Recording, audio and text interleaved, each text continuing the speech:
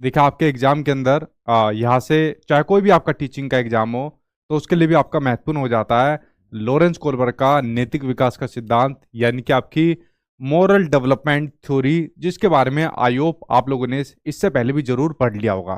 ठीक है, तो चलिए आज के बारे में आज इस वीडियो के अंदर थोड़ा इसके बारे में और थोड़ी गहराई के अंदर पढ़ लेते हैं। ठीक है, आई होप आप लोग इसके बारे में पहले से जरूर कुछ ना कुछ जानते होंगे। ठीक है, यानी पहले से आप लोगों को इसके बारे में कुछ ना कुछ चीजें पहले से जरूर पता होगी। ठीक, तो चलिए इसकी क्लास शुरू कर लेते हैं। जल्दी से लाइव आ जाइए आप लोग। ठीक, और जो कि आप लोग जल्दी से आ भी गए। ठीक, ठीक है, सभी को गुड इवनिंग। तो चलिए अब मैं क्लास की स्टार्टिंग कर लेता हूँ। ठीक है, हाँ हाँ सर जी, आप उंगली खाना भूल गए। ठीक है, चलो ठीक है, खा जाऊंगा। ठीक है चलो भाई शुरुआत कर लेते हैं जल्दी सा। आप लोग लाइव आ गए तो शुरुआत कर लेते हैं लॉरेंस कोलबर्ग के नैतिक विकास सिद्धांत की, यानी कि मोरल डेवलपमेंट थ्योरी के बारे में शुरुआत कर लेते हैं। ठीक, देखिए इस सिद्धांत की शुरुआत करने से पहले थोड़ा सा इसके पास्ट के बारे में, यानी कि इसके अतीत के बारे में आप लोग जान लीजिए।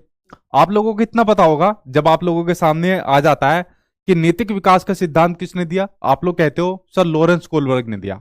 ठीक है, और सभी एग्जाम में आप लोग यही पढ़ते हो कि नैतिक विकास का सिद्धांत किसने दिया, लॉरेंस कोलबर्ग ने दिया। ठीक है, इन्होंने ही दिया भाई। एग्जाम में जितने भी टीचिंग एग्जाम में देखने को मिलते हैं आप लोगों के सामने जो ऑप्शन भी आते हैं तो वहां पर ऑप्शन में लगाना भी नहीं को चाहिए और दिया भी इन्होंने ही है। बट थोड़ा सा इसके पास्ट के बारे में आप लोग जानिए। देखिए जब मैं बात करता हूं नैतिक विकास सिद्धांत की, यानी कि मैं बात करता हूं मोरल डेवलपमेंट थ्योरी की। ठीक है, जब मैं बात करता हूं मोरल डेवलपमेंट थ्योरी की अगर मैं बात करता हूं तो सबसे पहले अगर इसकी शुरुआत करी थी तो सबसे पहले इसकी शुरुआत करने वाले आपके लॉरेंस कोलबर्ग नहीं थे, आपके जीन पियाजे थे। ठीक है, तो सबसे पहले जो शुरुआत करने वाले हुए वो शुरुआत करने वाले आपके लॉरेंस कोलबर्ग नहीं, आपके कौन थे, जीन पियाजे हुए। सबसे पहले शुरुआत करने वाले कौन हुए, जीन पियाजे शुरुआत करने वाले सबसे पहले हुए। कौन हुए सबसे पहले, जीन पियाजे ने सबसे पहले मोरल डेवलपमेंट थ्योरी पर काम किया। किसने किया सबसे पहले काम, जीन पियाजे ने सबसे पहले मोरल डेवलपमेंट थ्योरी पर काम किया। अब इन्होंने मोरल डेवलपमेंट थ्योरी पर काम कर दिया कि बच्चे के अंदर जो चिंतन बच्चा स्टार्ट करता है, बेसिकली किस पर काम करना इन्होंने शुरुआत करा था, कोग्निशन पर कोग्निशन क्या बोल रहा हूं मैं भी आज। ठीक है, आज एक वैसे भी थका हुआ हूं तो आज उल्टे सीधे शब्द निकल रहे हैं।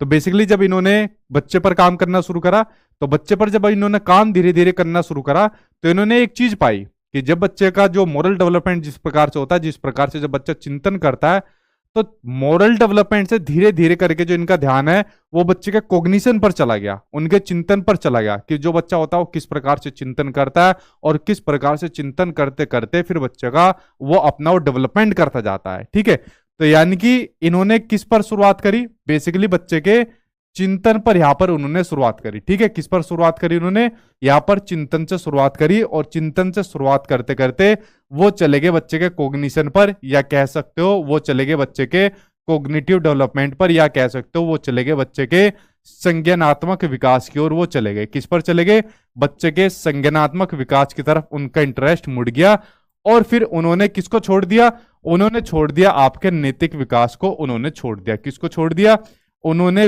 नैतिक विकास को उन्होंने छोड़ दिया। हालांकि ये बात उन्होंने जरूर कही थी, उनका ये मानना था कि जो आपका संज्ञानात्मक विकास और जो आपका बच्चे का नैतिक विकास होता है वो दोनों एक दूसरे से जुड़े रहते हैं। क्या होते हैं, वो दोनों ही आपके एक दूसरे से आपके जुड़े रहते हैं, जो बच्चे का संज्ञानात्मक विकास होता है और जो नैतिक विकास होता है।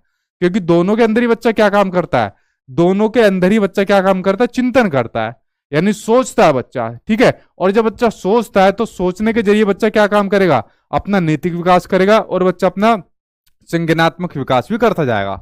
अब ये नैतिक विकास क्या होता है, नैतिकता क्या होती है, वो अब हम लोग धीरे धीरे करके पढ़ेंगे, जो कि आपके लॉरेंस कोलबर्ग ने कहा था। तो अभी तो मैं थोड़ा सा आपको इसकी बेस के बारे में बता रहा हूं, इसके इतिहास के बारे में बता रहा हूं। लॉरेंस कोलबर्ग तो मैंने भी शुरू ही नहीं करा। ठीक है, तो आपको सबसे पहले पता चल गई कि आपका जो नैतिक विकास सिद्धांत दिया था सबसे पहले आपका किसने दिया था, जीन पियाजे ने सबसे पहले आपका नैतिक विकास सिद्धांत दिया था, यानी कि नैतिक विकास सिद्धांत पर काम करने वाले लॉरेंस कोलबर्ग के ऊपर। ठीक है, तो यानी आप लोग कह सकते हो कि नैतिक विकास पर काम करने वाले कौन थे? लॉरेंस कोलबर्ग के अलावा आपके जीन पियाजे भी थे, ठीक है। और उसके बाद किसने पकड़ लिया आपके नैतिक विकास को? उसके बाद पकड़ लिया आपके लॉरेंस कोलबर्ग ने नैतिक विकास को पकड़ लिया, जिन्होंने फिर नैतिक विकास पर आगे काम करा और नैतिक विकास का पूरा सिद्धांत दिया कि किस प्रकार से बच्चे के अंदर नैतिक विकास आपका होता है, ठीक। आई होप आप लोग इस बात को समझोगे, क्योंकि जो आपके जीन पियाजे ने जो आपका नैतिक विकास का सिद्धांत दिया था, यहां पर बेसिकली इनकी कुछ आलोचनाएं भी हुई थी, ठीक है। आलोचना यहां पर कुछ बच्चे इनकी देखने मिली थी। इन्होंने एक तो बच्चों को कम आंका था, ठीक है। इन्होंने क्या करा था? इन्होंने जब जैसे अगर इनकी आलोचना की बात करें, इनके क्रिटिसिज्म की बात करें, तो इन्होंने बच्चों को कम आंका था। अच्छा ये देखो, ये जो आलोचनाएं बता रहा हूं ना, ये आपके किसी पेपर में नहीं आने की, ये तो जस्ट आपकी एक नॉलेज के लिए बता रहा हूं, थोड़ा सा एडवांस लेवल के लिए बता रहा हूं। इन्होंने क्या काम करा? इन्होंने बच्चों को थोड़ा क्या काम करा? इन्होंने बच्चों को कम आंका, उनके लेवल को क्या काम करा? इन्होंने बच्चों को कम आंका। और जो इस सिद्धांत के अंदर क्या यूज करते थे? इस सिद्धांत के अंदर क्या यूज करते थे? इंटरव्यू वगैरह का यूज करते थे। क्या काम करते थे? इंटरव्यू वगैरह का ये यूज करते थे, या फिर क्या काम करते थे? कुछ प्रश्नावली वगैरह इस प्रकार से ये बच्चे से पूछ लेते, ठीक है। तो ये आपके एग्जाम में इस प्रकार की बेसिकली आलोचनाएं यहां पर नहीं देखने को मिलने वाली। ये चीज आप लोग समझ गए जो मैंने आपको बताई, ठीक है। तो अगर आप लोग आलोचनाएं नहीं भी करना चाहे तो मत कर लेना, क्योंकि जीन पियाजे आपके एग्जाम में नहीं आता है। बस इतना क्वेश्चन आ सकता है कि नैतिक विकास सिद्धांत पर लॉरेंस कोलबर्ग के अलावा और किसने आपका मतलब काम किया, या सबसे पहले किसने दिया? तो आपके जीन पियाजे ने दिया। बाकी इन्होंने कम आंका था, इंटरव्यू पर ये काम करते थे, या उसके अलावा जैसे कहानियों वगैरह पर ये काम करते थे, इसलिए आपका इतना सक्सेसफुल नहीं हो पाया। ये इतनी आलोचनाएं थी, ये आपका काम नहीं आएगा। अच्छा, आलोचना करने वाली का आपका काम आ सकता है। देखो आलोचना करने वाली पता है कौन थी? बड़ी महत्वपूर्ण आपकी इसके अंदर एक नाम आता है, वो नाम आता है आपके कैरोल गिलिगन का। किनका नाम आता है आपका? कैरोल गिलिगन का आता है। तो आप लोगों ने कभी एक नाम सुना होगा कि कैरोल गिलिगन ने तो आलोचना करी थी आपके लॉरेंस कोलबर्ग के नैतिक विकास सिद्धांत की, इनके भी सिद्धांत की आलोचना करी थी आपके कैरोल गिलिगन ने, ठीक है। तो हम लोग पढ़ेंगे कैरोल गिलिगन ने किस प्रकार की, इनकी नहीं पढ़नी, इनकी नहीं आनी एग्जाम के अंदर। हमको पढ़ना है कि जो आपका कोलबर्ग ने नैतिक विकास का सिद्धांत दिया था, ये जो सिद्धांत दिया था और इनके सिद्धांत की जो आलोचना करी थी, वो कैरोल गिलिगन ने किस प्रकार से करी थी, वो हमको आलोचना पढ़नी है, ठीक है। ये आप लोग समझ गए। एक बेसिकली बुक दी थी इन्होंने, जो नैतिक विकास का सिद्धांत इन्होंने दिया था, उसके ऊपर इन्होंने एक बुक लिखी थी। किन्होंने बुक लिखी थी? कैरोल गिलिगन ने एक बुक लिखी थी, आ डिफरेंट वॉइस। कौन सी बुक लिखी थी? बुक का नाम था आपका आ डिफरेंट वॉइस। ये बुक इन्होंने लिखी थी, किन्होंने बुक लिखी थी? कैरोल गिलिगन ने ये एक बुक लिखी थी। और इस बुक के अंदर बेसिकली क्या थी? इस बुक के अंदर दी हुई थी आलोचनाएं, क्रिटिसिज्म किया हुआ था। और क्या क्या क्रिटिसिज्म किया हुआ था, क्या क्या आलोचना की हुई थी, ये सब हम लोग अब आगे वीडियो पढ़ेंगे। यानी अब हमारी वीडियो की शुरुआत होगी। अभी तक कुछ नहीं था, अभी तक सिर्फ मैंने आपको कुछ बेसिक जानकारी बताई थी, कुछ अतीत की बातें बताई थी, कुछ पुरानी बातें बताई थी। यानी अब हमारी वीडियो मेन शुरू होगी। ये तो मैंने आपको सिर्फ इसके इतिहास के बारे में बताई थी, जो आपका मोरल डेवलपमेंट थ्योरी होती है, यानी कि नैतिक विकास का सिद्धांत जो आपका होता है। अच्छा, ईमानदारी से बताओ, ये जो आपको मैंने चीजें बताई है, क्या आप लोगों ने इससे पहले ये चीजें पढ़ी थी? क्या आप लोग इस चीजों के बारे में जानते थे? ठीक है, तो ये सब चीजें आपको पता होनी चाहिए। सिद्धांत कैसा आया, कैसे अस्तित्व में आया, और कौन इसको पहले लेकर आया था, किसने सबसे पहले काम किया था। ठीक है, तो इसलिए मैंने आपको ये सब चीजें पहले बता दी। ठीक, तो भाई इसको बताने के बाद अब आ जाते हैं आपके मेन सिद्धांत के ऊपर, जो आपका दिया था फिर लॉरेंस कोलबर्ग ने। फिर इसके ऊपर काम करा, किसके ऊपर? मोरल डेवलपमेंट थ्योरी के ऊपर, यानी कि नैतिक विकास सिद्धांत के ऊपर, जो दिया आपके लॉरेंस कोलबर्ग ने। अब करें मेन क्लास की शुरुआत। अब करते मेन क्लास की शुरुआत। तो यहां तक अगर आपको कोई दिक्कत हुई हो, अगर यहां पर कोई चीज समझ में नहीं आई हो, तो आप लोग पूछ सकते हो।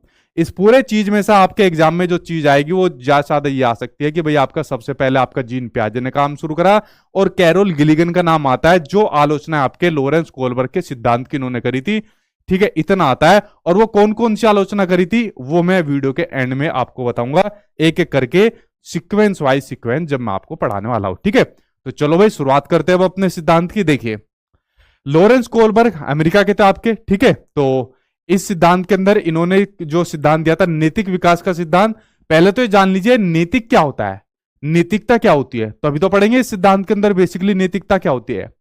यार, नैतिकता का सीधा सा मतलब होता है जब आदमी को, जब हमको, या जब बच्चे को सही और गलत की पहचान हो जाती है। यही आपका बेसिकली मतलब पता हो जाता है इसी को नैतिकता या इसी को मोरलिटी कहा जाता है। आप लोग एग्जाम की तैयारी कर रहे हो, किसी ने कह दिया भाई एक काम कर, मुझको 10 लाख रुपए दे दे या मुझको 1 लाख रुपए दे दे, मैं तुझे को एग्जाम में पास करा दूंगा। तो आपने कहा चल ठीक है, ले पैसे ले ले और मेरा एग्जाम पास करा दे। तो ये क्या मोरलिटी होगी? नहीं, ये नैतिकता नहीं है। अगर आपने कह दिया नहीं भाई मैं ऐसा एग्जाम पास नहीं करूंगा, मैं तो सर की क्लास देखूंगा, मेहनत करूंगा, पेपर सेट करूंगा, ठीक है, पेपर लगाऊंगा, क्वेश्चन पेपर लगाऊंगा, मेहनत करूंगा और अपने एग्जाम को पास करूंगा या करूंगी, ठीक है। तो अगर किसी बच्चे ने ऐसा आंसर दिया तो समझ लो उसके अंदर है नैतिकता यानी मोरलिटी, ठीक है। वो कौन सा एक प्रोग्राम आता है, वो आता है एक भाभी जी घर पर है, तो उसके अंदर एक आदमी बोलते हैं, मास्टर साहब बोलते हैं नैतिकता नाम की कोई चीज नहीं है क्या? डायलॉग सुना है ना आपने तो वही ये नैतिकता होती है कि अगर किसी ने आंसर दे दिया कि नहीं भाई मैं तो मेहनत करूंगा, मैं तो सर की क्लास देखूंगा, क्वेश्चन आंसर लगाऊंगा और मैं इस प्रकार से पेपर को निकालूंगा, तो समझ लो उसको सही और गलत का पता है कि मतलब मैं गंदा काम नहीं करूंगा ऐसा कोई भी, मैं मेहनत के साथ पेपर निकालूंगा। अगर किसी ने कहा अरे मतलब 1 लाख चाहिए क्या, ले भाई तू मेरा पेपर पास करा दे, और पेपर अगर पास करा दिया ना तो तुझे अपनी तरफ से 10,000 और दूंगा फालतू, तो समझ लो उसके अंदर क्या है, उसके अंदर नैतिकता नहीं है। यानी इतना बड़ा होने के बावजूद भी अभी उसको सही और गलत में पता ही नहीं चला, क्या नहीं चला, उसको सही और गलत के भी पता ही नहीं चली, तो समझ लो उसके अंदर नैतिकता नाम की चीज नहीं है, ठीक है। बेसिकली इसी को नैतिकता कहते हैं। अगर कोई आदमी सही और गलत में डिफरेंस करना सीख गया, अंतर करना सीख गया, तो समझ लो उसको नैतिकता के बारे में पता चल गया, नैतिकता उसके अंदर आ गई है, ठीक है। यही बेसिकली नैतिकता होती है।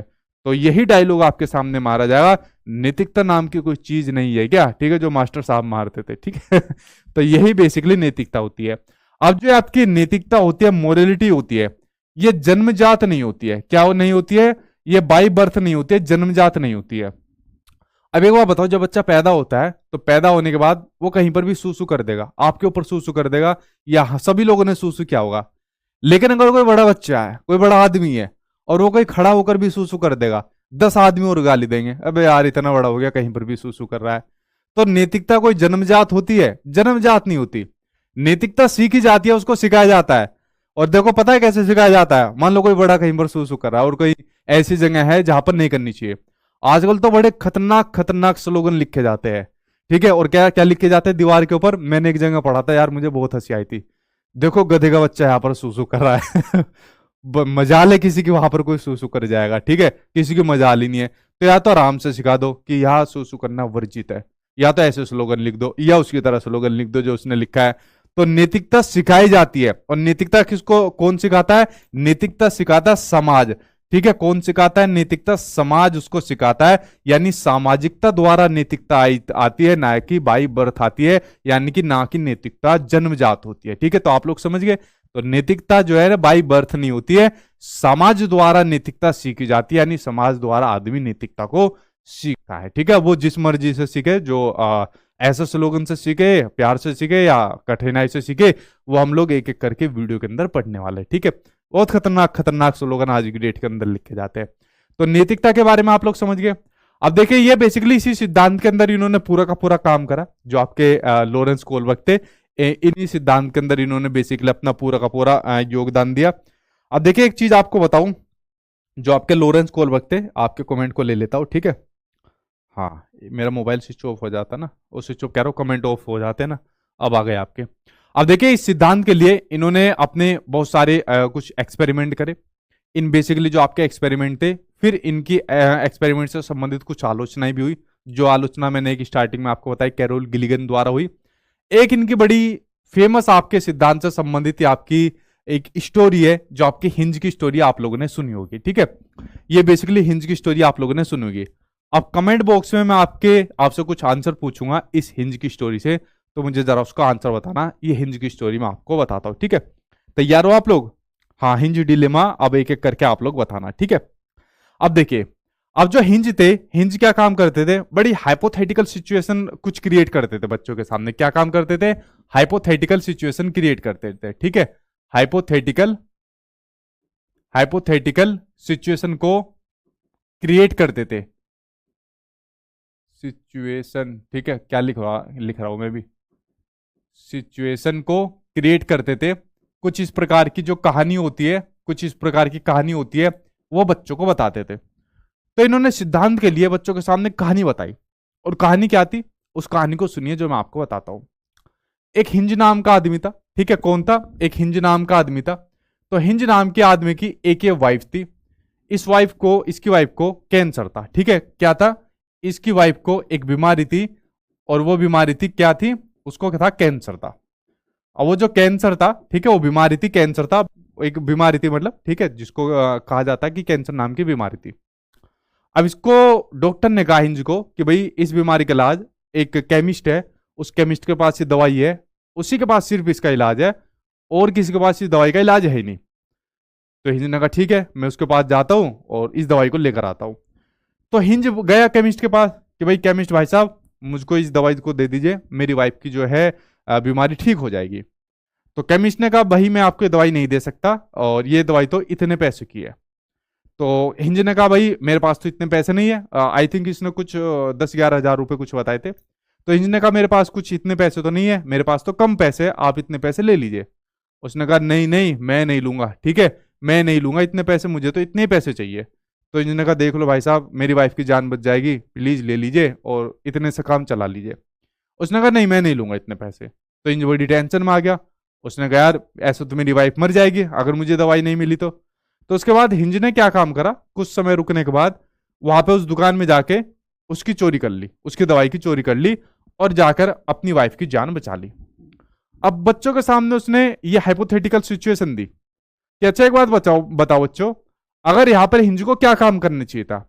उसको चोरी करनी चाहिए थी, उसको यहां पर चोरी करनी चाहिए थी, या उसको इस डॉक्टर के सामने कुछ और यहां पर ऑप्शन रखना चाहिए था, या कुछ और सिचुएशन क्रिएट करनी चाहिए थी? तो बच्चों से अलग अलग आंसर आए, जैसा आप लोग अलग अलग आंसर दोगे। नहीं सर, चोरी नहीं करनी चाहिए थी, चोरी करना गलत बात है, ऐसे तो हर कोई चोरी कर लेगा। कुछ बच्चे कहेंगे नहीं सर, चोरी कर लेनी चाहिए थी, अगर चोरी कर लेगा तो क्या हो जाता, कम से कम उसने अपनी बीवी की जान तो बचा ली, पहले जान जरूरी है, ठीक है। तो चोरी तो ऐसा कोई कोई बात नहीं, एक दो बार चोरी कर लेनी चाहिए, अगर किसी की जान बचती है तो चोरी कर लेनी चाहिए, चोरी करना कोई बड़ी बात नहीं है।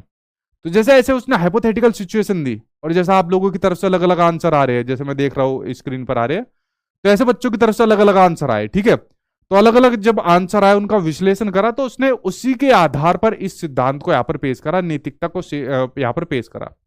तो उसने देखा यहाँ पर कुछ कंसेप्ट यहाँ पर बच्चों के सामने निकले थे, ठीक है। तो कुछ तो बच्चों के सामने सबसे पहली जो सिचुएशन क्रिएट आई यहाँ पर, एक निकल कर आई, बच्चे नैतिक दुविधा में फंस गए, मोरल डिलेमा के अंदर फंस गए। कुछ बच्चे तो पहले कंफ्यूज हो गए, यार हिंज को क्या करना चाहिए।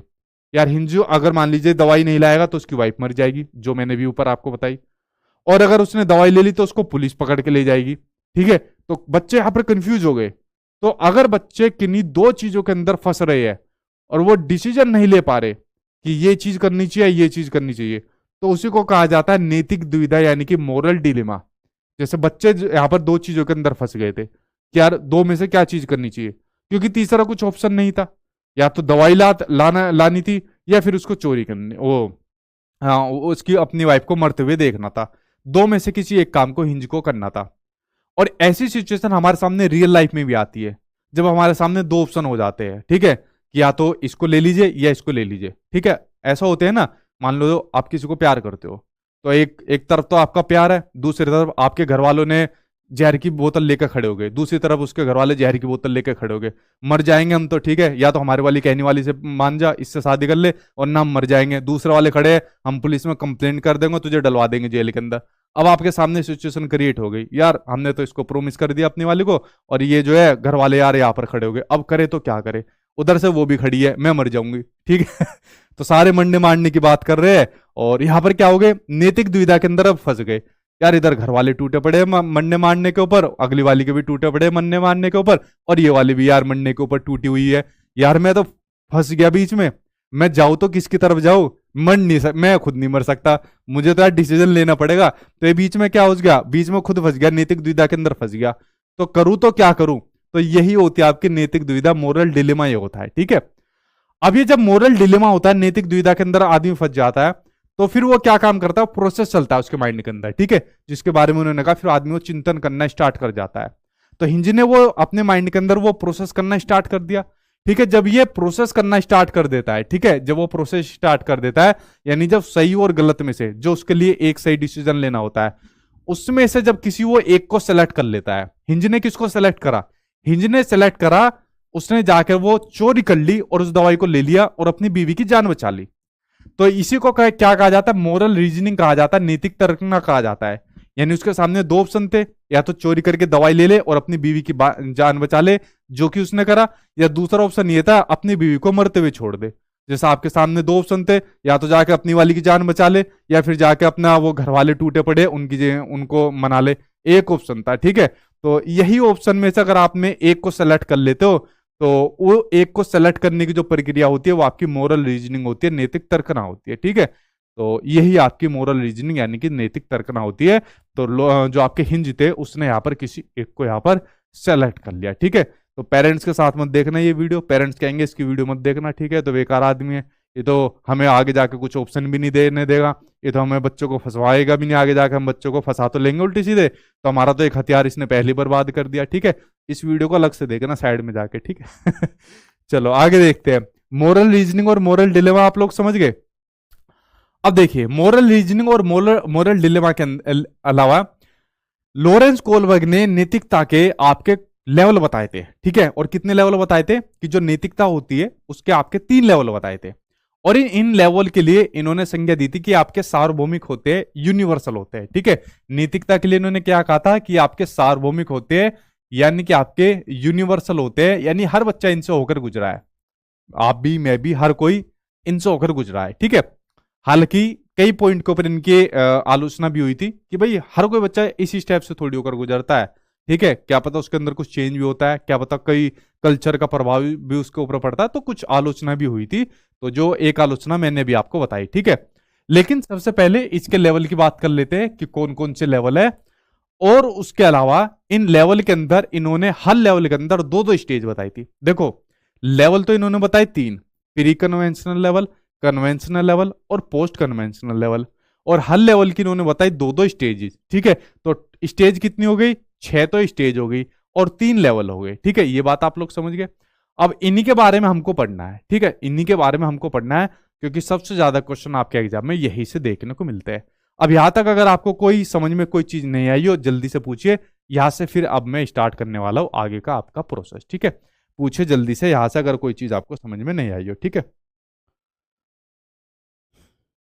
हाँ ठीक है।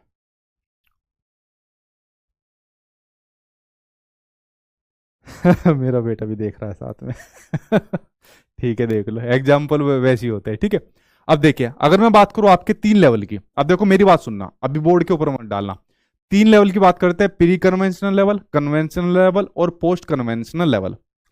अगर मैं बात करूं इनकी एज ग्रुप की बात करूं, एज ग्रुप के अंदर अलग अलग जितनी भी किताबें मैंने पढ़ी हुई है, वहां पर जो एज का क्राइटेरिया रहता है ना, वो अलग अलग वहां पर मिसमैच होता है।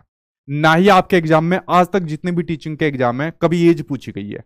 तो पहली बात एज हटा देना कि भाई प्री कन्वेंशनल लेवल जो होता है उसमें एज कितनी है, कन्वेंशनल लेवल के अंदर कितने से कितनी एज का बच्चा होता है, और पोस्ट कन्वेंशनल लेवल के अंदर कितने से कितने का बच्चा होता है, पहली बात, ठीक है।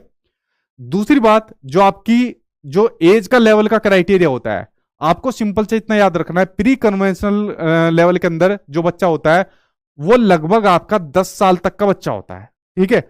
जो आपकी कन्वेंशनल लेवल होती है उसमें लगभग जो बच्चा होता है 10 साल से प्लस तक का होता है, या कह सकते हो 10 साल से लेकर आपका जब एडोलसेंस होती है, किशोरावस्था होती है, वहां तक का बच्चा होता है। तीसरा जो आपका लेवल होता है, ये मैंने अभी देखा जितनी आपकी ऑथेंटिक होती है, वरना एज का हमेशा मिसमैच बना होता है।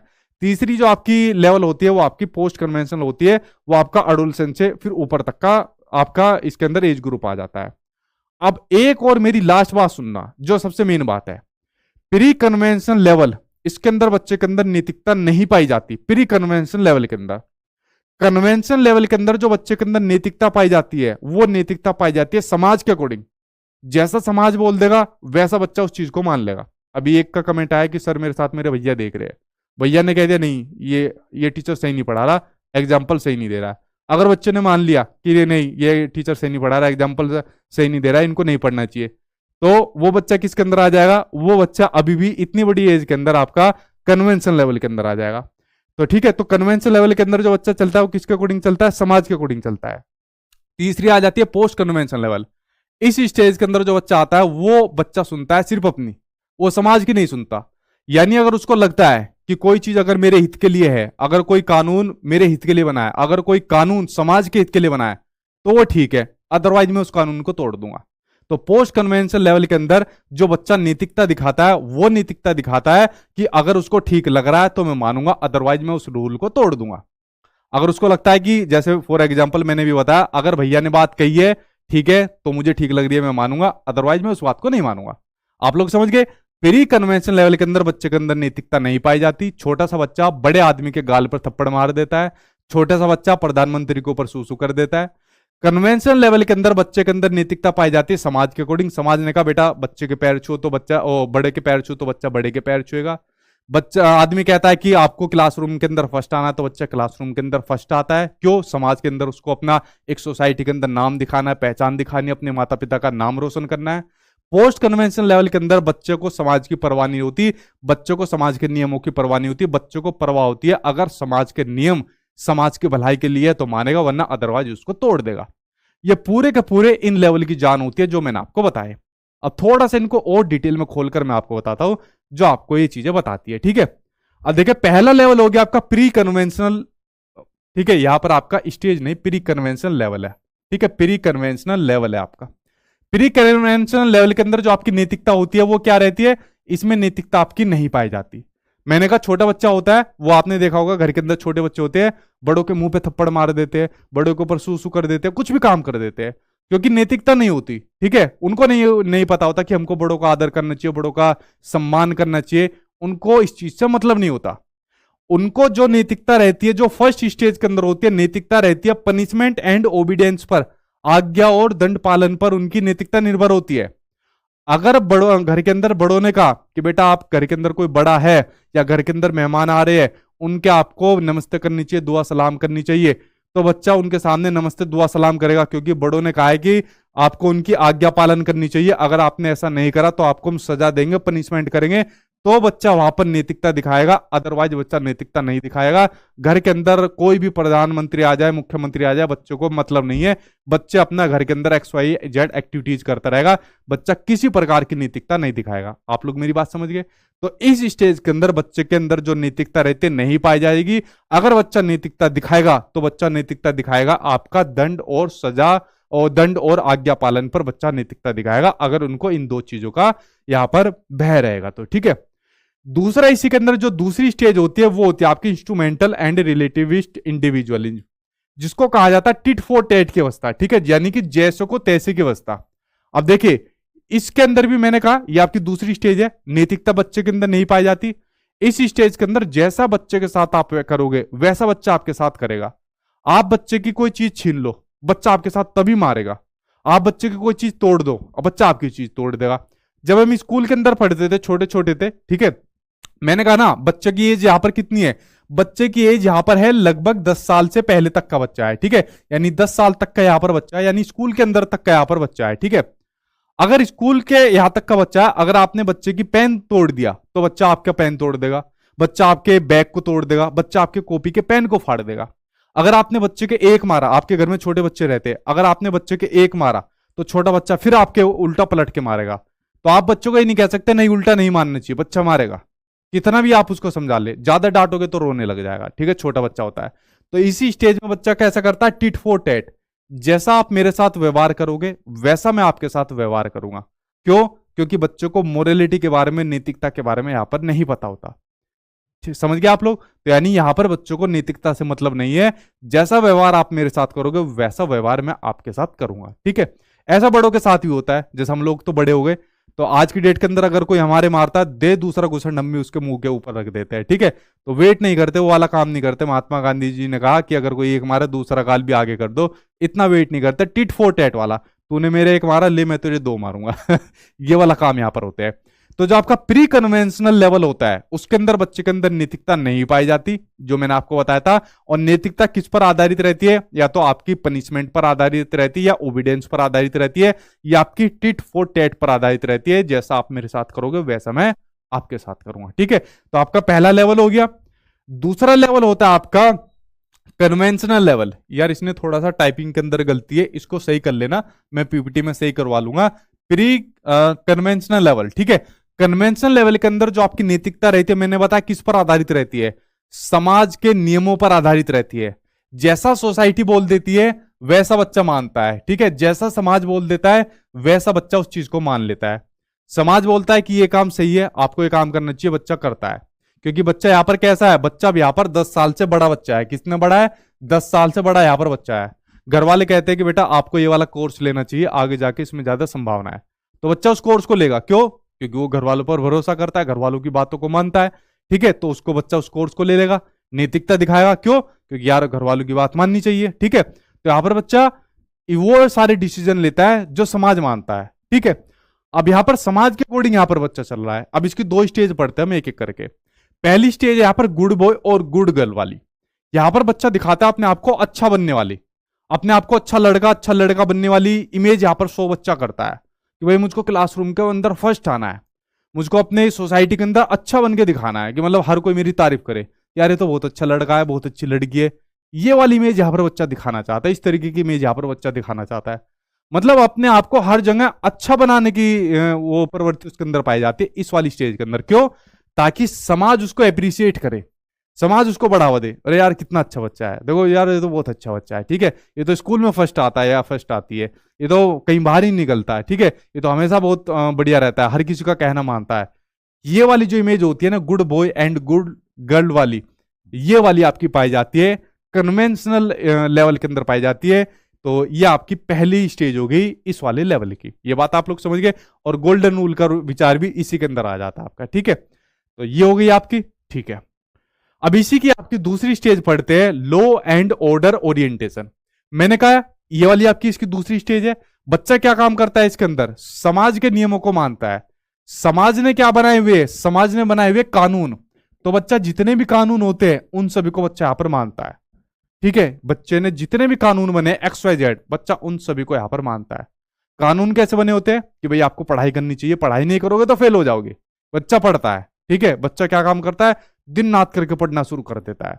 आजकल आप लोग देखते हो ना, इसी स्टेज के अंदर क्या होता है, इसी स्टेज के अंदर बच्चा अगर पहले फेल हो जाता था, नो डिटेंशन पॉलिसी जब तक नहीं आई थी, ठीक है, हालांकि नो डिटेंशन पॉलिसी के भी बहुत दुष्परिणाम देखने को मिल रहे हैं, उसमें भी संशोधन की तरफ बदलाव मतलब चल रहा है, हालांकि सरकार उसको नहीं हटाएगी, ठीक है, इतना बड़ा रिस्क नहीं ले सकती। तो क्या होता है, बच्चा क्या काम करता है, समाज के नियमों को मान लेता है। बच्चे ने समाज के नियमों के अकॉर्डिंग ये चीज मान ली कि अगर मैं फेल हो जाऊंगा तो समाज के अंदर मेरी एक इमेज ये चली जाएगी कि यार ये तो बेकार बच्चा है। इसी इमेज के चक्कर में और घर वालों के सामने गलत इमेज के चक्कर में फिर वो गलत स्टेप ले जाते थे, क्योंकि बच्चा इसी स्टेज के अंदर रहता है, 10 साल से प्लस का बच्चा है, एडोलसेंस की तरफ बच्चा जा रहा है, तो इसी स्टेज के अंदर बच्चा रहता है, ठीक है।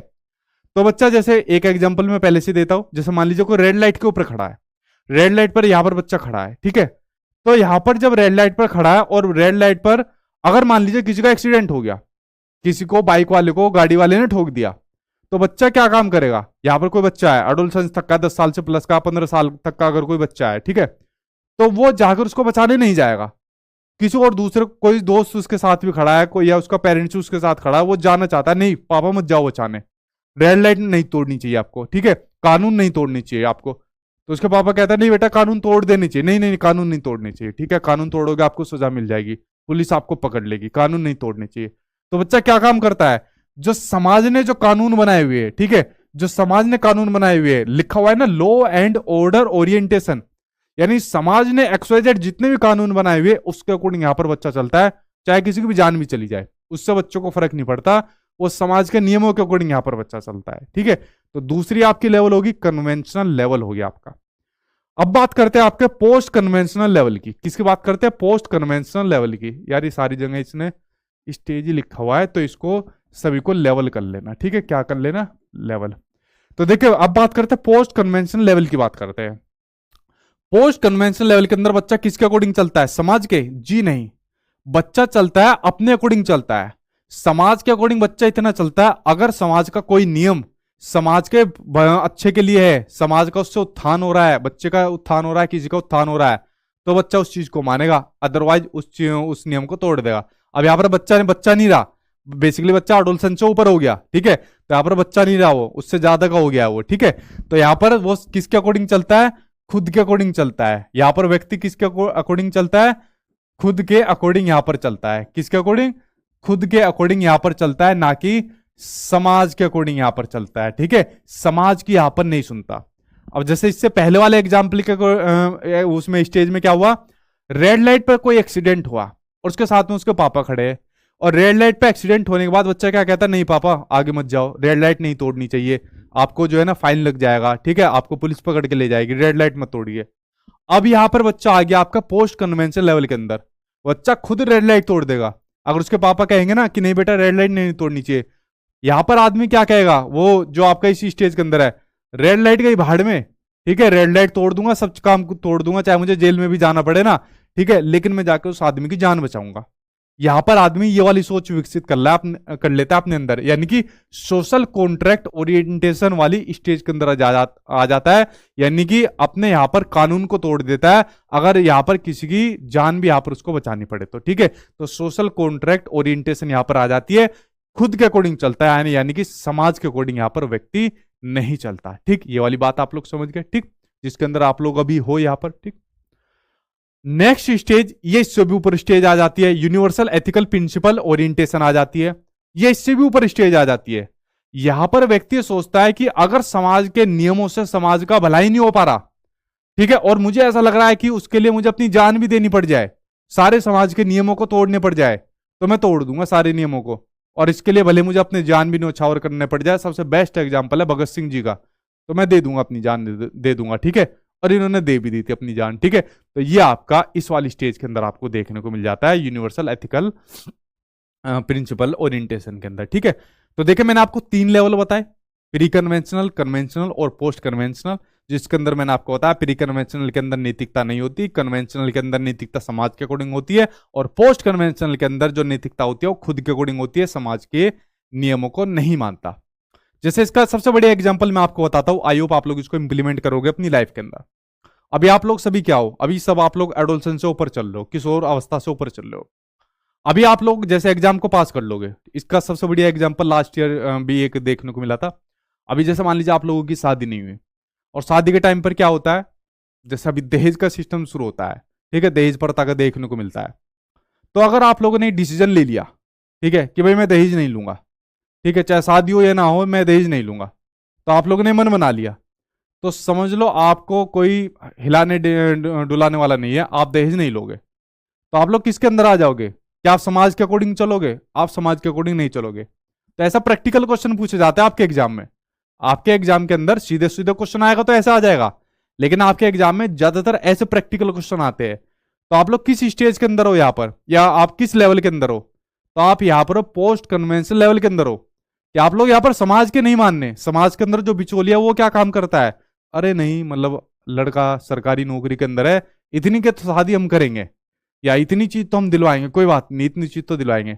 लेकिन लड़के ने कहते भाई मैं नहीं मानूंगा, ठीक है, मुझको ये दहेज प्रथा ये सब चीजें मुझको पसंद नहीं है, और मैं ये सब चीज नहीं मानूंगा, लड़की अपनी जैसे भी आएगी मैं उससे शादी कर लूंगा, ठीक है, XYZ, मुझे फर्क नहीं पड़ता दहेज वहेज से सब चीज से, ठीक है, ये मैं नहीं मान लूंगा, मैं ये सब चीज फॉलो नहीं करूंगा, ठीक है। तो लड़का किसी स्टेज के लेवल के अंदर यहाँ पर आ गया, वो आ गया आपका पोस्ट कन्वेंशन लेवल के अंदर आ गया, मैं समाज के नियमों को नहीं मानता, ठीक है, मैं मना करता हूँ, जाओ कोई बात नहीं, शादी नहीं करनी, जाओ, ठीक है, जाओ यहाँ से। तो बच्चे ने क्लियर आंसर यहाँ पर दे दिया, ठीक है। तो ऐसे प्रैक्टिकल क्वेश्चन यहाँ पर देखने को मिल जाते हैं।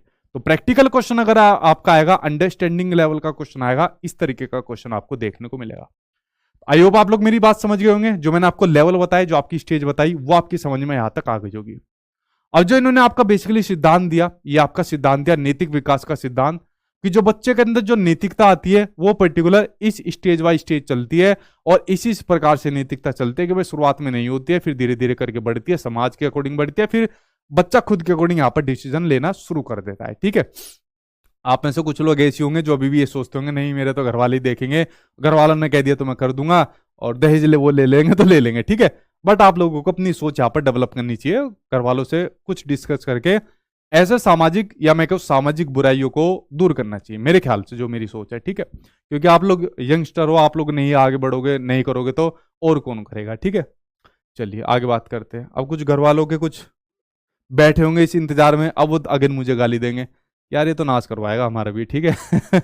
अब यहां तक कुछ सवाल आपका कुछ समझ में नहीं आया तो पूछिए, फिर मैं इस सिद्धांत की आलोचना की बात करता हूं। अगर यहां तक कुछ आपको समझ में नहीं आया हो तो जल्दी से पूछिए, ठीक है।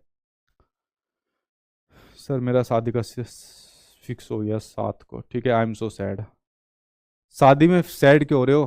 ठीक है, मजे करो। अब या तो कुछ पसंद नहीं आया तो पूछिए, और पसंद कह रहा हूँ मतलब समझ में नहीं आया तो पूछिए, फिर मैं आगे इसकी आलोचना की बात करता हूँ, ठीक है। हाँ, ठीक है, नो डाउट। हाँ,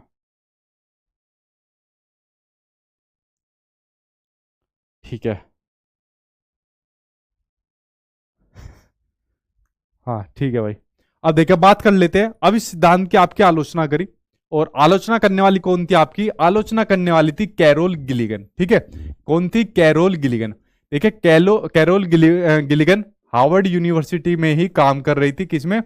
हार्वर्ड यूनिवर्सिटी में ही काम कर रही थी। तो उसी में आपके लॉरेंस कोलबर्ग थे, एरिक एरिक्सन थे, तो उन्हीं के साथ में काम कर रही थी। मतलब उनकी जूनियर थी जो आपकी कैरोल गिलिगन थी। तो उन्होंने इस सिद्धांत की आलोचना करी। आलोचना के अंदर इन्होंने कहा, कैरोल गिलिगन ने कहा कि कोलबर्ग साहब, जो आपने एक्सपेरिमेंट करा है, चलो ठीक है, उसको मान लिया हमने, ठीक है, काफी चीजें आपने उसमें ठीक बताई है, लेकिन भाई साहब एक बात बताइए, आपने इस एक्सपेरिमेंट के अंदर महिलाओं को तो इतनी तवज्जो दी नहीं। इस एक्सपेरिमेंट के अंदर जितनी भी चीजें बता रहे हो, उसके अंदर ज्यादातर आपने मेल को ही तवज्जो दी है, पुरुषों को ज्यादा तवज्जो दी है, फीमेल को तो आपने ज्यादा दी नहीं। एक्सपेरिमेंट के अंदर भी हाइपोथेटिकल सिचुएशन जो दे रहे हो उसके अंदर भी आप ज्यादातर पुरुषों को दे रहे हो, महिलाओं को क्यों नहीं दे रहे हो? तो सबसे ज्यादा इसकी अगर मैं पहली अगर बात करूं, ठीक है, तो अगर इसकी आलोचना की बात करूं, तो आलोचना में देखने को मिला जेंडर वाइज। क्या देखने को मिला आलोचना के अंदर? आलोचना में देखने को मिला आपका जेंडर वाइज देखने को मिला, ठीक है। आलोचना, एक सेकंड, आलोचना के अंदर क्या देखने को मिला? आलोचना के अंदर देखने को मिला आपको जेंडर वाइज देखने को मिला, यानी कि लॉरेंस कोलबर्ग ने पुरुषों के मुकाबले महिलाओं को कम तवज्जो दी यहां पर। अब देखिए, जो नैतिकता होती है, ठीक है, मोरलिटी होती है, तो कैरोल गिलिगन का ये कहना था कि जो पुरुष होते हैं उनके सोचने का नजरिया कुछ अलग होता है नैतिकता के बारे में, लेकिन जो महिला होती है उनके सोचने का नजरिया कुछ और होता है। वो कैसा होता है, देखो उसके बारे में कैरोल गिलिगन ने क्या बताया था, उसके बारे में एक बार नजर डालते हैं, इसके ऊपर देखिए, ठीक है। हाँ, कौन सा पॉइंट दोबारा बताना है? ठीक, नाम मत लिवाइए, इसके ऊपर नजर डालिए, ठीक है। यहां तक आप लोग समझ गए। अब देखिए, ये जो आलोचना करी थी मैंने शुरुआत में बता दी थी कि यार डिफरेंट वॉइस जो इन्होंने बुक लिखी थी उसके अंदर आलोचना करी थी। अब देखिए, आलोचना के अंदर इन्होंने क्या काम करा। इन्होंने कहा है कि जो महिलाएं होती है, महिलाओं का सोचने का नजरिया होता है, वो सोचती है केयर पर्सपेक्टिव से सोचती है। किससे सोचती है? वो सोचती है केयर पर्सपेक्टिव से। लिखा है या नहीं लिखा पीडीएफ के अंदर? महिलाओं को कम नागरिकता दी, ये लिखा है यार। वो सोचती है केयर पर्सपेक्टिव से सोचती है, ठीक है। कैसे सोचती है? देखभाल के नजरिए से सोचती है, केयर पर्सपेक्टिव से सोचती है। जबकि जो पुरुष होते हैं, जो पुरुष होते हैं वो सोचते हैं आपके, कहा लिखा, जस्टिस पर्सपेक्टिव से, ये लिखा हुआ, ठीक है। चलो काम चलिए, पीडीएफ में लिखा हुआ है। वो सोचते हैं जस्टिस पर्सपेक्टिव से सोचते हैं। अब देखिए वो कैसे सोचते हैं। अब मान लीजिए आप वीडियो देख रहे हो, और वीडियो देखते देखते आपके घर के अंदर अभी कोई चोर आ गया। अब ध्यान से सुना मेरी बात को। अब चोर आने के बाद आप कैसी नैतिकता दिखाओगे? आपने चोर पकड़ लिया, चोर आने के बाद आदमी क्या काम करेंगे?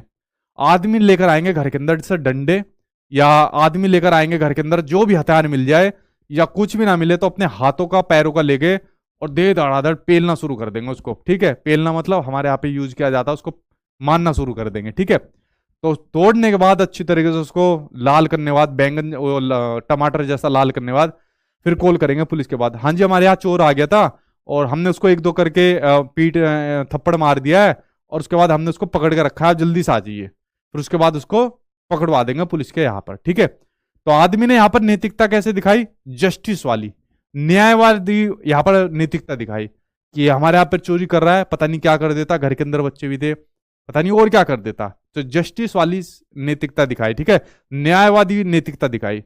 अच्छा, यहां पर अगर फीमेल होती, ठीक है, तो फीमेल क्या काम करती? अरे रहने दो जी, क्यों मार रहे हो इसको, अरे बेचारा मर जाएगा, अरे दो चार मार दिए बहुत है, इतने तो बहुत है इसको, अरे इतना क्यों मारो, अरे मुंह के ऊपर मत मारो, दो चार मार तो दिए बहुत है, पुलिस वालों को बुला दो, पुलिस वाला अपना काम कर देंगे। तो फीमेल ये वाली बात करेगी, ठीक है। आदमी क्या कहेगा? अरे तू साइड हट, आज तो इसको निपटाएंगे, ये कैसा आ गया हमारे घर के अंदर, हम तो इसको निपटाएंगे, ठीक है। ठीक, तो यहां पर क्या महिलाएं क्या सोचेंगी? महिलाएं सोचेंगी केयर पर्सपेक्टिव से, यार ज्यादा मत मारो, कभी मर जाए और लेने के देने पड़ जाए, ठीक है, रहने दो, छोड़ो। तो केयर पर्सपेक्टिव से सोचेंगी। मतलब जो नैतिकता दिखाएगी, तो नैतिकता के अंदर दोनों के अंदर यहाँ पर मतभेद देखने को मिलेगा। कैसा मतभेद देखने को मिलेगा? दोनों के अंदर मतभेद देखने को मिलेगा। ऐसी तो होगा ना, आप लोग खुद बताओ, अगर अभी आप वीडियो देखते देखते आपके घर में चोर आ जाए तो क्या काम करोगे? हालांकि इसके अंदर भी मतभेद है। देखो, जो कैरोल गिलिगन थी ना, इन्होंने जो आलोचना करी थी, बेसिकली फिर इनके सिद्धांत की भी आलोचना हुई थी, बट इतना डिटेल में आपके एग्जाम में नहीं आएगा, क्योंकि इन्होंने फिर जो अपना सिद्धांत दिया था केयर पर्सपेक्टिव वाला, इसकी भी स्टेजेस बताई थी और फिर इनकी भी आलोचना हुई थी, बट वो आपके एग्जाम में इतना नहीं आना। अभी वो बताओ, अगर मान लीजिए यहाँ पर कोई हरियाणा की यहाँ पर लेडीज होगी, हरियाणा की लेडीज उस चोर को इतना दबा के धोगी तो वो भी केयर पर्सपेक्टिव से नहीं सोचेगी, वो चोर भी सोचेगा कि मुझे मेल मार रहा है, फीमेल मार रही है, वो अंदर भूल जाएगा यहाँ पर, ठीक है।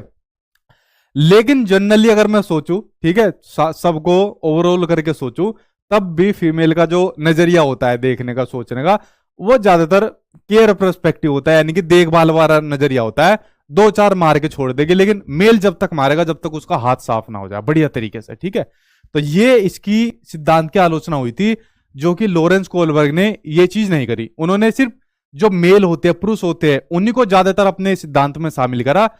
जब फीमेल को शामिल नहीं करोगे तो उनका नजरिया कैसा आएगा आपके सिद्धांत के अंदर? तो इसलिए इनके सिद्धांत में क्या देखने को मिला? जेंडर वाइज देखने को मिला था, जिसका एक एग्जाम्पल ये देखने को मिला, केयर पर्सपेक्टिव और जस्टिस पर्सपेक्टिव देखने को मिला, ठीक है। ये बात आप लोग समझ गए, ठीक है। हाँ,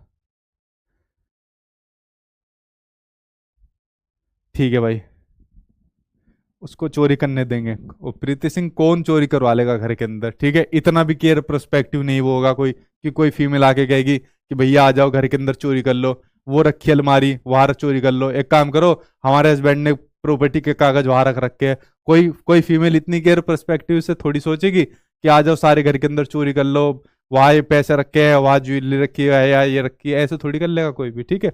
इतनी भी न्यायवादी नहीं होती है महिलाएं, ठीक है, इतनी नहीं होती है न्यायवादी महिला, ठीक है। दूसरा, देखो, अब जो इन्होंने सिद्धांत दिया था, इस सिद्धांत के अंदर कल्चरल डिफरेंस को महत्व नहीं दिया, कल्चरल डिफरेंस का एक यहां पर इंपॉर्टेंस नहीं दी। अब देखो कल्चरल डिफरेंस क्या होता है। अब देखो, हमारे इंडिया का कल्चर कुछ और होता है, लेकिन जो वेस्टर्न कल्चर होता है वो कुछ और होता है। अब जो इन्होंने हाइपोथेटिकल सिचुएशन दी, जैसे हिंज की हाइपोथेटिकल सिचुएशन दी, अब उसको उसकी वाइफ मर रही थी, ठीक है, फॉर एग्जाम्पल देखना, हिंज की वाइफ मर रही थी और वो दवाई लेने के लिए वहां पर गया, आदमी ने कहा नहीं मैं नहीं दूंगा, ठीक है, मर जाए तो मर जाए, मैं नहीं दूंगा दवाई। लेकिन अगर हमारे यहाँ पे इंडिया में देखा जाता है, ठीक है, तो इंडिया वाले थोड़े से कैसे होते हैं, हमारे इंडिया के कंट्री के, अच्छा चल ठीक है भाई, ले जा यार, जा, ठीक है, जा बचा ले अपनी वाइफ को, बचा ले। तो थोड़े से इस तरीके के हमारे आगे जो इंडियन कल्चर जो हमारा होता है, थोड़े से मानवतावादी वो होते हैं, इस बात को हम आप लोग एग्री करेंगे बिल्कुल भी, वेस्टर्न कल्चर के मुकाबले, ठीक है। तो जो कल्चर का डिफरेंस है वो यहां पर देखने को मिलता है, लेकिन इसको ज्यादा इंपॉर्टेंस नहीं दी, यानी वेस्टर्न कल्चर का अभाव देखने को मिलता है, ठीक है। तो कल्चरल डिफरेंस को महत्व ना देना भी इस सिद्धांत के अंदर देखने को मिल जाता है, क्योंकि हमारे यहाँ पर थोड़ा सा दिल खोलकर आगे बढ़कर वो जो होता है हेल्प कर देते हैं या किसी को सपोर्ट कर देते हैं, बट वेस्टर्न कल्चर में उतना देखने को नहीं मिलता है।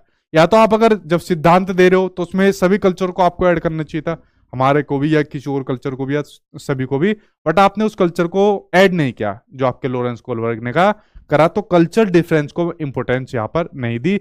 एक दूसरा फैक्टर भी ये भी यहाँ पर देखने को मिल जाता है, ठीक है। और जैसे मान लो चोर वाला एग्जाम्पल है, चोर को ठोक दिया बढ़िया तरीके से, पुलिस के हवाले कर दिया। जब पुलिस ने बुलाया घर वालों को, हाँ ये बता उसके साथ क्या करना है, ठीक है, अब इसको जेल के अंदर डलवा दे और इसको कई दिन की सजा मिलेगी, तो फिर आदमी क्या सोचता है, जो मेल भी होता है, अरे चलो ठीक है छोड़ दो यार भैया, छोड़ दो इसको, कुछ मत करो, ठीक है, ऐसा करके छोड़ देते हैं, ठीक है। तो थोड़ा कल्चर का डिफरेंस वेस्टर्न का और हमारा अलग होता है, जिसको यहाँ पर इस सिद्धांत के अंदर इतना इंपॉर्टेंस नहीं दिया गया, ठीक।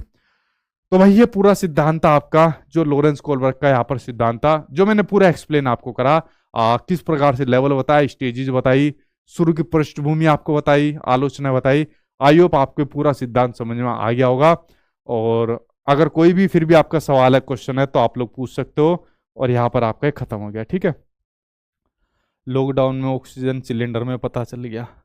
देखो, लॉकडाउन में ऑक्सीजन सिलेंडर में काफी चीजें ऐसी थी जो ऑल ओवर कंट्री में, मतलब ये चीज देखने को मिली थी। अपवाद हर चीज के होते हैं भाई, ठीक।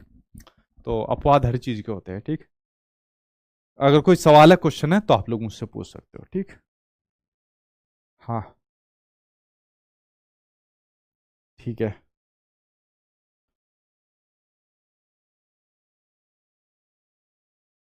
उत्थान मतलब उसका उसको बढ़ाने के लिए, ठीक है। उत्थान का मतलब होता है बढ़ाने के लिए, उसको प्रोग्रेस कराने के लिए, ठीक है। ये उत्थान का बेसिकली मतलब होता है। हाँ, आदमी कहेगा, अरे तो में ही लक्षण होते तो आज चोर घर में ना घुसते, लापरवाही गेट न लगा होता। हाँ हाँ ठीक है। तो में ही लक्षण मतलब ये गुजर भाई है। ठीक है। क्वेश्चन आंसर की वीडियो अपलोड हो जाएगी कोर्स के अंदर, बेफिक्र रहिए आप।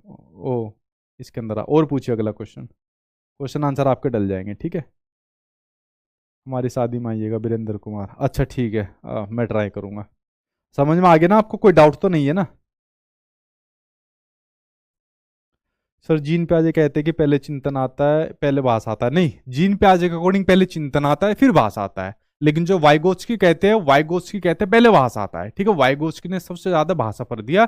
लेकिन जो आपके प्याजे उन्होंने कहा पहले चिंतन आता है फिर भास आता है, ठीक है। और पूछिए क्या क्वेश्चन आपका। हाँ,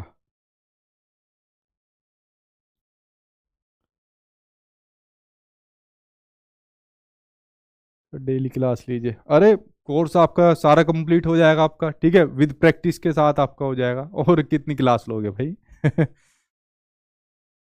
ईस्ट और west, Sachin sir best please एक बार नाम, अच्छा मोहम्मद अनवर राही, ठीक है भाई, ले दिया। अविनाश, अच्छा अविनाश ले दिया भाई, ठीक है। हिंदी में बहुत टफ वर्ड होते हैं। अच्छा ठीक है, मैं सर से बोल दूंगा, वो आपको एक्सप्लेन कर देंगे, वैसे वो करते रहते हैं सारे वर्ड को एक्सप्लेन, ठीक है। अच्छा पढ़ाते हैं वो। अच्छा यासिर अराफात, थैंक यू भाई, बहुत बड़ा लिखा आपने, आई लव यू सर। चोर को सजा देनी चाहिए, उसको छोड़ देना चाहिए? भाई वो तो डिपेंड करता है ना, चोर को तो सजा ही देनी चाहिए, जब वो चोरी करने आ रहा है तो सजा ही देनी चाहिए, ठीक है। पता नहीं किस तरीके से हमारा वो नुकसान पहुंचा दे, हमारे घर के अंदर हमारे बच्चे भी है, फैमिली भी है, तो चोर को तो सजा ही देनी चाहिए, ठीक है। तो चोर का चोरी करेगा तो उसको सजा ही देनी देंगे हम, उसको छोड़ थोड़ी देंगे। लेकिन सजा इस तरीके से नहीं देनी, मतलब उसको तोड़ दिया फोड़ दिया और इस तरीके से, मतलब ये सब चीजें, तो उसको पुलिस के हवाले कर देना चाहिए। हाँ ठीक है। अरे वो आप पूरा मौखिक रूप से एक्सप्लेन कर दीजिए फास्ट में भाई, वीडियो दोबारा देख लेना, बहुत बड़ी वीडियो, पूरा डिटेल में एक्सप्लेन करा है मैंने। मेरे ख्याल से कुछ बचा नहीं होगा इसके अंदर जो आपको समझ में ना आए। और पूछे जल्दी,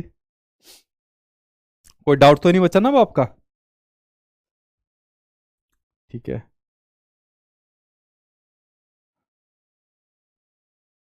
ठीक है, बेस्ट टीचर, अच्छा ठीक है। हाँ भाई।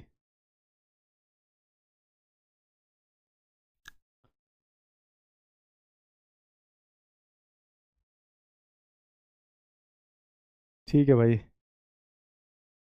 गुड नाइट भाई, गुड नाइट, ठीक। अब मॉक टेस्ट तो मिलेंगे आपको, रीना कुमारी, मॉक टेस्ट तो आपको मिलेंगे, आप परेशान क्यों हो रहे हो? आपने कोर्स लिया है ना, तो मैंने कहा अगर आपने कोर्स ले लिया, आपको अब XYZ 1 रुपया नहीं देना आपके एग्जाम तक, ठीक है। तो अब वो सारी जिम्मेदारी हम लोगों की है, मॉक टेस्ट हो, नोट्स हो, क्लास हो, तो वो तो सब आपको मिलेंगे, आप लोग जाके देखिए, आपको सारी चीज़ मिलेगी, ठीक है। हाँ। अब मेरे बेटे का तबीयत खराब है, चांदनी कुमारी, मैम उनको दवाई दीजिए, ठीक है, आराम कराइए बेटे को, ठीक है। ठीक है। ठीक है भाई, मिलते हैं नेक्स्ट वीडियो के अंदर।